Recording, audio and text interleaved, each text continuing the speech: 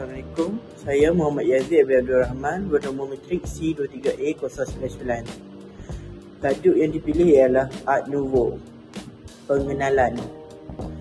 Art Nouveau ialah satu aliran seni dan reka bentuk yang berasal dari Eropah dan mula berkembang pada penghujung abad ke-19.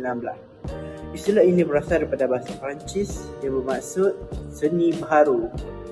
Selaras dengan matlamatnya untuk memperbaharui dan menentang gaya seni dengan matlamat gaya seni lama yang dianggap kaku pada ketika itu. Aliran ini menekankan pergabungan seni dalam kehidupan seharian dengan menampilkan rekaan yang organik, indah dan berfungsi. Oleh itu, Art Nouveau diaplikasikan secara luas dalam pelbagai bidang seperti seni bina, perabot, poster dan tipografi, sekaligus memberi pengaruh besar dalam perkembangan seni dan reka bentuk moden.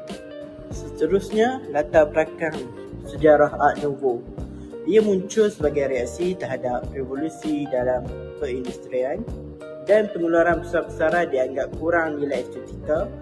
Reka bentuk industri dilihat terlalu kaku dan tidak berjiwa, menekankan sentuhan tangan manusia dan kehalusan seni.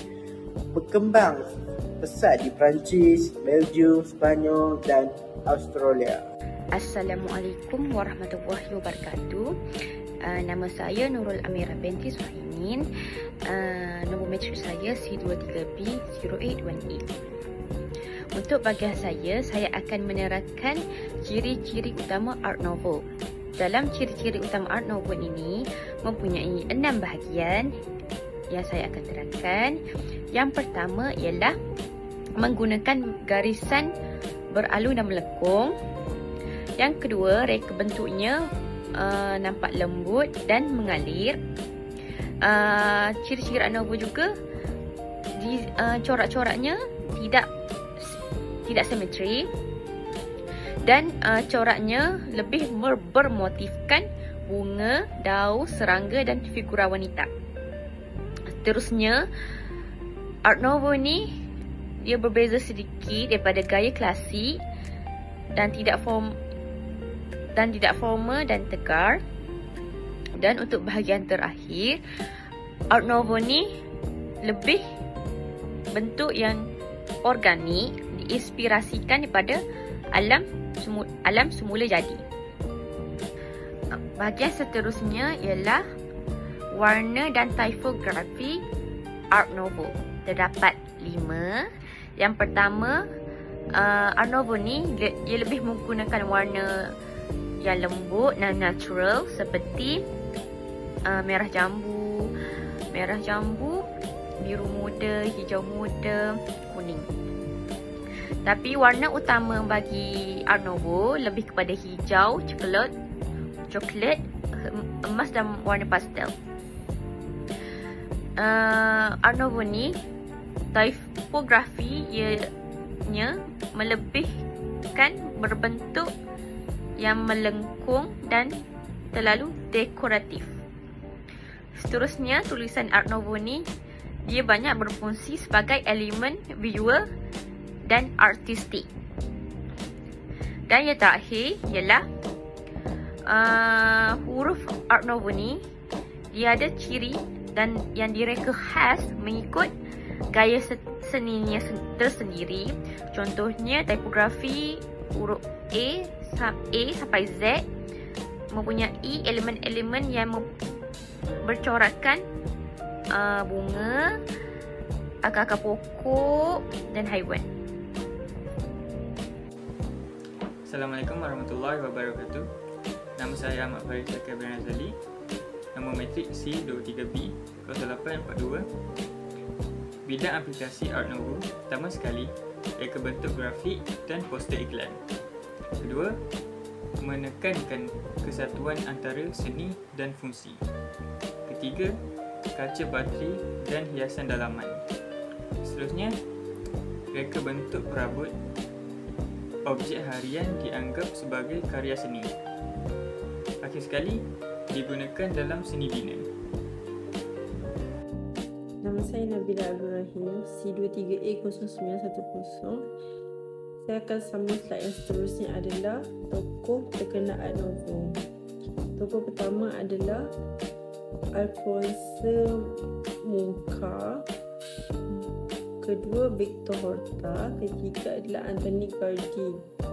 Untuk Alphonse Mucha, dia terkenal dengan poster wanita yang berimejkan elegan, manakala Victor Horta pula ia merupakan tokoh seni bina bangunan Belgium menggunakan struktur besi dalam hiasan organik, manakala untuk Anthony Gaudi dia juga merupakan arkitek dari Sepanyol, juga seni bina, dan dia diinspirasikan oleh alam semula jadi. Contoh karya terkenal Alphonse Mucha adalah poster Sarah Bernhardt. Manakala untuk Victor Horta dari segi bangunan adalah Hotel Tessa, dan yang ketiga adalah Anthony Gaudi. Untuk seni bina bangunan adalah Sagrada Familia. Bagi poster Sarah Bernhardt yang dihasilkan oleh Alphonse Mucha menampilkan garisan melengkung dan bentuk organik, manakala untuk bangunan Hotel Tessa dia menggabungkan seni-seni dengan fungsi yang tersendiri, sama juga seperti Sagrada Familia iaitu yang dihasilkan oleh Anthony Gaudi. Itu sahaja, sekian, terima kasih. Kelebihan dan kelemahan. Kelebihannya, ianya mempunyai identiti visual yang unik dan mudah dikenali. Selain itu, ianya juga menggabungkan unsur alam semula jadi dan seni dan fungsi secara harmoni. Seterusnya, ianya juga memberikan nilai estetika yang tinggi dan kelihatan elegan. Selain itu, ianya menjadi asas kepada perkembangan reka bentuk moden dan juga fleksibel dan boleh diaplikasikan dalam pelbagai bidang seperti seni bina, grafik dan binaan dalaman. Kelemahannya pula, reka bentuk yang terlalu terperinci boleh meningkatkan kos dan masa ketika penghasilannya. Selain itu, ianya juga tidak sesuai untuk pengeluaran secara besar-besaran ataupun industri moden, kerana bila benda yang kita susah nak buat, ianya menjadi lebih sukar untuk kita produce hal-hal yang melibatkan kos dan juga masa. Seterusnya, corak yang kompleks boleh kelihatan terlalu syarat bagi sesetengah orang. Seterusnya, ianya kurang praktikal untuk rekaan yang memerlukan kesederhanaan dan juga kecekapan maksimum.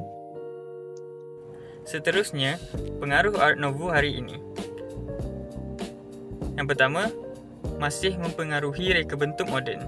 Yang kedua, digunakan dalam ilustrasi digital. Ketiga, digunakan dalam reka bentuk poster. Keempat, digunakan dalam branding dan identiti visual. Akhir sekali, elemen garisan organik masih relevan. Kesimpulannya, Art Nouveau merupakan aliran seni yang menggabungkan unsur seni, alam dan fungsi secara harmoni, sekaligus dapat melahirkan rekaan yang bukan sahaja indah tetapi juga praktikal. Jadi aliran ini telah menjadi asas penting kepada perkembangan reka bentuk moden serta memberi pengaruh besar dalam dunia seni bina, grafik dan hiasan. Selain itu, Art Nouveau juga membentuk identiti visual yang unik melalui penggunaan garis, organik dan motif semula jadi. Keistimewaannya, gaya ini menyebabkan ia masih kekal relevan dan terus diaplikasikan hingga ke hari ini, membuktikan nilai estetik dan fungsinya yang tidak lapuk di telan zaman.